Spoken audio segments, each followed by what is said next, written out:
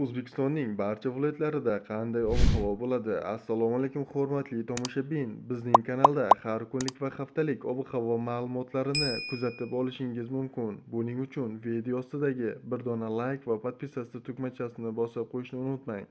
Like bosgan insonni Allohim doimo qo'llasin. O'zgidromet markazi 24, 25, 26 aprel kungi ob-havo prognozini e'lon qildi. Unga ko'ra havo biroz bulutli bo'ladi, yog'ingarchilik kutilmaydi. Shamol sharqdan 7-12 metr sekund tezlikda esadi. Harorat 24, 25 aprel kuni kechasi 10-15 daraja, kunduzi 25-30 daraja. 26 aprel kuni kechasi 12-17 daraja, kunduzi 28-33 daraja issiq bo'ladi. Respublikamizning tog' oldi hamda tog'li hududlarida havo biroz bulutli bo'ladi, ba'zi joylarda yomg'ir yog'adi. Shamol sharqdan 7-12 metr sekund tezlikda esadi. Harorat 24-25 aprelda kechasi 5-10 daraja, kunduzi 15-20 daraja. 26 aprel kuni kechasi 7-12 daraja, kunduzi 17-22 daraja illiq bo'ladi.